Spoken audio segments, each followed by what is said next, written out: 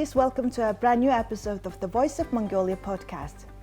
Today we have a very special guest in our studio, extraordinary and plenipotentiary ambassador from Turkey to Mongolia, Mr. Zafer Ateş, and thank you for coming to our studio.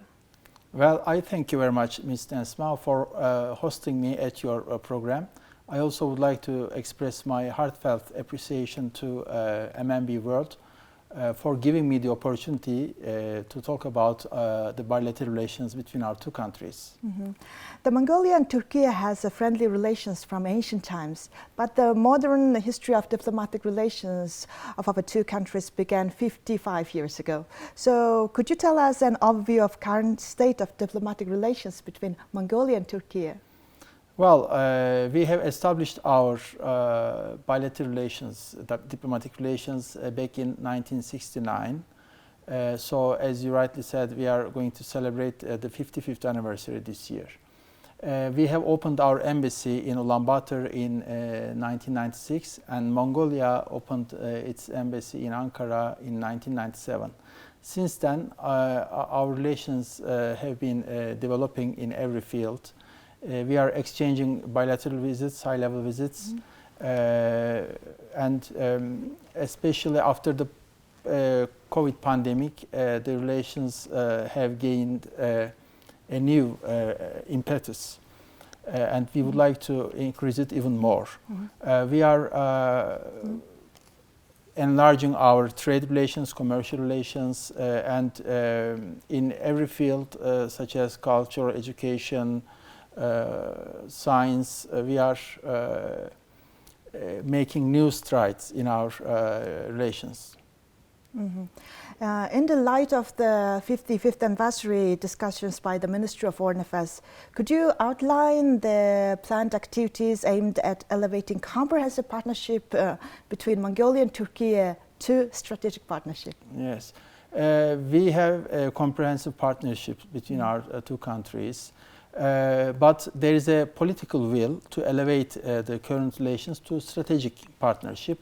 And at the first opportunity, we are going to announce that.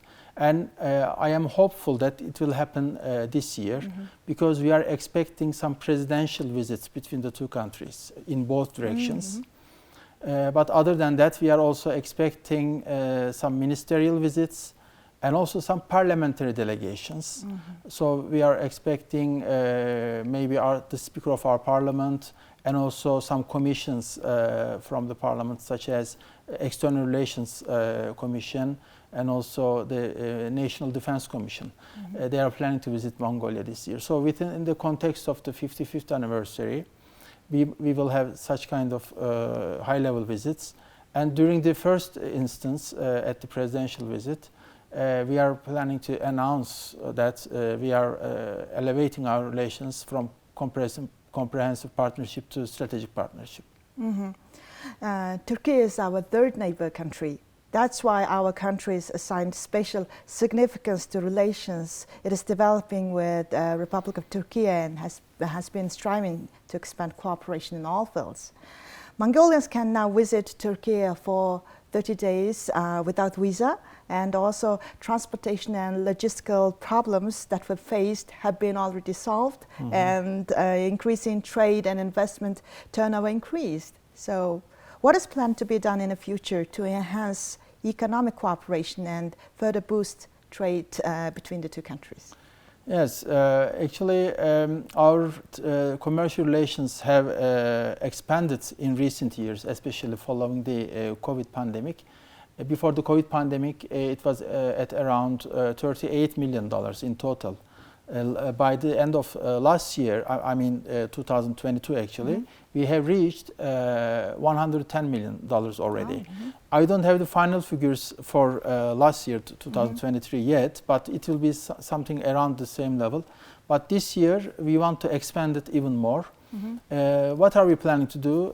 We have actually two mechanisms between the two countries in the commercial field. One is the Turkish-Mongolian Chamber of Commerce and Industry.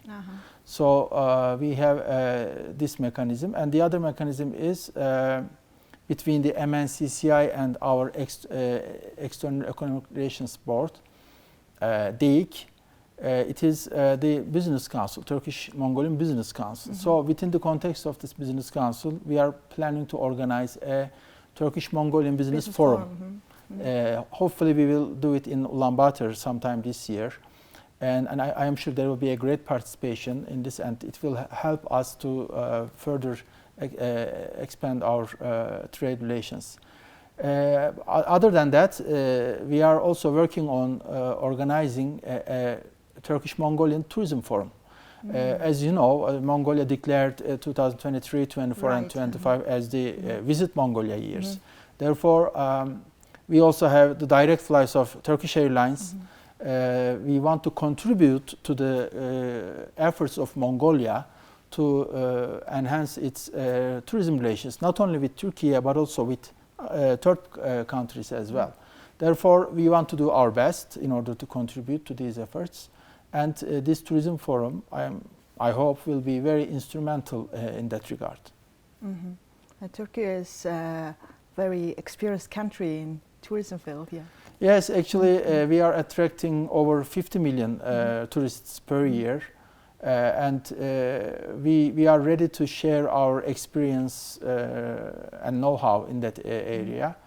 But also Mongolia has a very special place in the heart of the Turkish nation. Therefore, because of our historical connections, therefore we are also encouraging our citizens to visit Mongolia as well. And many historical and cultural monuments are still found in the lands of Mongolia and Turkey, which improve that our two countries have a long, deep relations. For example, in 2022, Mongolian-Turkish joint team found ruins of Kuleku Khan's summer palace in eastern Turkey, and also discovered some historical ancient artifacts from Arhanga province, Mongolia. So please introduce our view of historical and cultural collaboration between the two countries. First of all, thank you very much for this question. You are very right that we have very deep-rooted relations and connections with the Mongolian nation. Mongolia refers to Turkey as a third neighbor, but actually I have to say that Turkey and Turkish nation is your oldest neighbors. Yes. This is my understanding, my perception, not only my, but also the whole Turkish nation. Therefore, because in the history we shared the same geography, we lived side by side as the two neighbors. Therefore, we shared so many common things. We have so many common traditions and so on. Therefore, we in the recent years, decades actually, we have intensified our cooperation with Mongolia in order to bring to the light the Mongolian heritage and also protect them and promote them. It's a very niche area for cooperation. For example, we, through TİKA, the Turkish Development Agency, we established a museum in Hoşosaydam, Arhangay province. And also now we are constructing another museum in the Nalay area for Tonyukuk device inscriptions.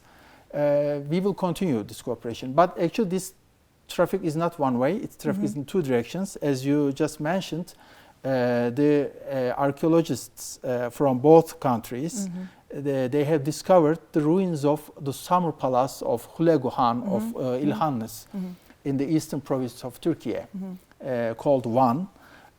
These studies are still going on, and as Turkey, we are giving our utmost support to this, to these studies. Actually, the importance of this finding is that Kuleku Khan, grandson of great Genghis Khan, when he came to this territory, the eastern province of Turkey, he likened this terrain very much to the Mongolian territory. That's why he liked this place, and he established his summer palace there.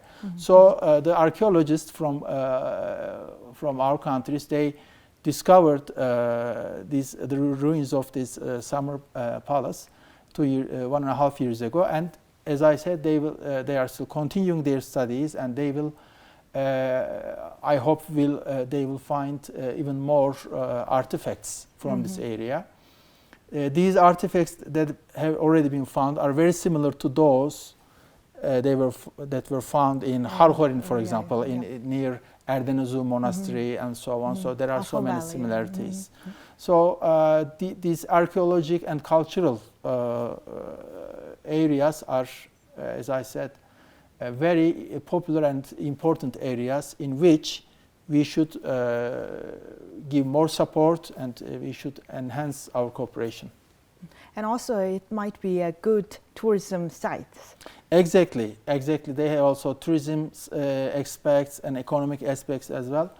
But to my opinion, the most important dimension is that they will increase the the importance of the human-to-human relations between our two nations. Because when the Mongolian friends visit Turkey, for example, they will go to this site. Maybe we'll establish a museum there. They will visit and they will see some artifacts, some remains from as relics from their forefathers and so on, and vice versa. Right, and also. One thing that proves the long-standing relationship between our two countries is a similarity of Mongolian Turkish language. Right.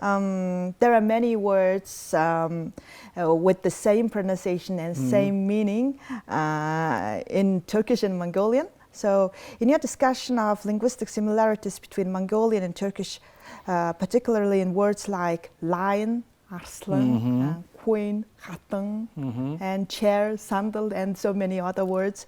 And you indicated that you are conducting some research on this topic, and could you share about that? Yeah.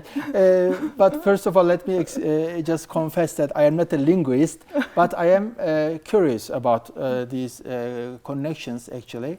As far as I know, according to the linguists, there are around 2,000 common words. And every day I am discovering a new one, and it really amazes me. And I am sharing it with my friends. Whenever I speak to my Mongolian friends, I am giving examples from the common words in our two languages. But other than that, our grammars are the same. So the syntax is the same. So I think it is the result of being together for centuries. Yes. So it's a historical fact, and the similarities in the language is a testament to this fact. And you just gave some examples, and let me give some others, like altan, altın, yes. erdem, üzüm, uzum, elma, Bildik. elim, şar, sarı, huh, gök, Har, kara. har, kara. So I can multiply these examples, and they are really unique. I mean, Mongolia doesn't have these common words in other languages, or we don't have these common words in other languages. But so if you ask me which language is the closest one to Turkish, I would say Mongolian. Therefore, we really should cherish this treasure. I mean, I see it as a treasure between our two countries and two nations, two cultures. Yeah, for this question, and I want to clarify that, is there any joint research on this linguistic research, maybe in the universities, collaborations? Yes, thank you for this question as well. As you may know, there is a cooperation protocol between the İzmir Katip Çelebi University and Mongolian State National University, MUIS. So, and they, within this protocol, they established Turkology, joint Turkology departments and institutes in both universities. So they exist now, and the institute in Turkey, in İzmir Katip Çelebi University, they are conducting a study on this issue. They are now working on the list of the common words between the two languages. And I also want to ask the educational cooperation. We also have very close relations in the education field. We are granting Turkey scholarships every year, and it is such a nice coincidence that just today the applications have started. Oh. Therefore, through you, thanks for giving me this opportunity once again. Through your channel and your program, I just would like to kindly recommend our Mongolian friends, Mongolian brothers and sisters, to apply for these Turkey scholarships. There is no allocated quota. I cannot give a number, but every year we are trying to increase the numbers. For example, last year we granted 64 scholarships to the Mongolian citizens, and they cover everything. The tuition fee, two-way tickets in the beginning and at the very end, the dormitory fees, and some monthly allowance and insurance. So they are all covered in this scholarship. And so far, more than 1,600 Mongolian citizens were granted scholarships, and they graduated from Turkey. And if you add those who graduated from the Turkish universities with their own financial means, this number maybe exceeds 2,000. Therefore, they establish a very special bond, a very special bridge between our two countries. And in that regard, please allow me to refer to ATA, Association of Turkish Alumni. They are a very, very effective group. They are working very hard. And when we announce the Turkey scholarships, they are helping us to, disseminate the information. They are organizing some events.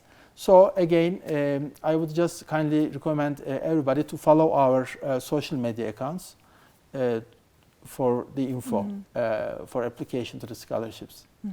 And mostly, which field of education you give a scholarship? Actually, it is not limited to one or a couple of areas. I mean, applicants can apply for any sector, any departments, and we can. Of course, it will be analyzed according to their own merits in Ankara. Yes, I think the Turkish universities are providing a very good education for our Mongolian friends, and I would strictly recommend that. For this year, it's 55th anniversary, and of course, your embassy might be so busy. So could you kindly provide an overview of embassy's forthcoming initiatives and activities? As I just said in the beginning, we are expecting some high-level delegations, so it will be the most important agenda item for our embassy. As I said, at presidential level, ministerial level, and also parliamentary level, we will have these delegations, and I think they will give a really important impetus to our bilateral relations. Other than those, we will organize some events, of course, some cultural events, and with the support of academia from both countries, we might also organize some scientific events as well. So in that regard, again, please follow our social media accounts for the announcements. Well, thank you very much for your interview, and hope that our two countries' relations and cooperation will deepen in future. Well, I once again thank you very much for giving me the opportunity. I hope this program will be instrumental for the dissemination of information to the Mongolian public about our bilateral relations and the activities we are organizing and we are planning to organize in the future. I also would like to thank very much to the MNB channel for the cooperation we have had so far, and I wish that our cooperation will continue in the coming years as well. Thank you very much. Thank you. Here we end this episode of the Voice of Mongolia podcast. Thank you for being with us, and goodbye until we talk to you again.